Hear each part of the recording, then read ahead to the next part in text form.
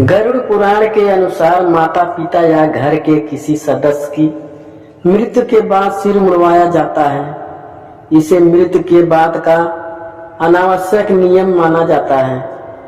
कई लोगों के मन में अक्सर यह सवाल आता है कि आखिर ऐसा क्यों किया जाता है। आइए विस्तार से जानते हैं कि गरुड़ पुराण में इसके बारे में क्या लिखा है।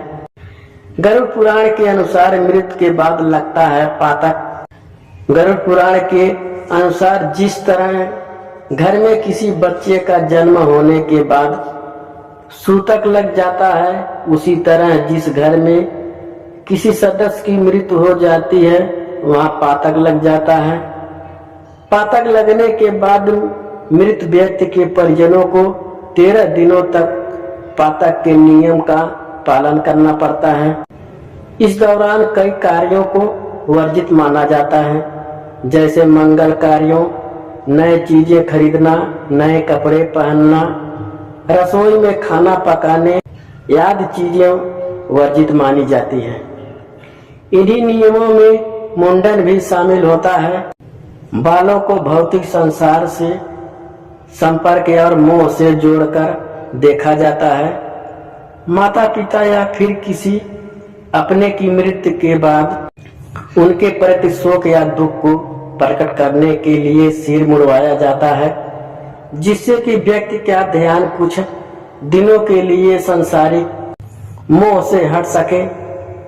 सिर मुड़वाकर मृतक के प्रति श्रद्धा और शोक को व्यक्त किया जाता है। गरुड़ पुराण के अनुसार सिर मुड़वाने के बाद पातक समाप्त हो जाता है।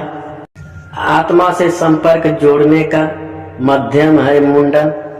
माना जाता है कि बाल नकारात्मक ऊर्जा को भी आकर्षित करते हैं। इसका अर्थ यह है कि जब तक मृत व्यक्ति का अंतिम संस्कार और तेरहवीं नहीं हो जाती, वह फिर से अपने परिजनों के साथ संपर्क बनाने की कोशिश करती है। इस कारण से आत्मा का जीवन से हर तरह संपर्क तोड़ने के लिए किसी के मरने के बाद मुंडन कराया जाता है। स्वच्छता का भी रखा जाता है ध्यान। किसी के मरने के बाद मुंडन कराने का एक वैज्ञानिक पहलू यह भी है कि किसी के मरने के बाद स्वच्छता का भी बहुत ध्यान रखा जाता है।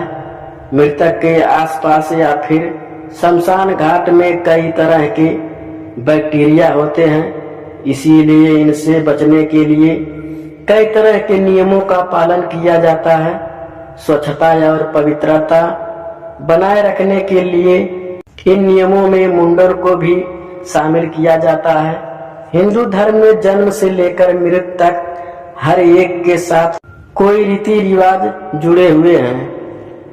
घर में किसी बच्चे का जन्म होता है तो इस नवजीवन के आने की खुशी में कई तरह के प्रयोजन किए जाते हैं।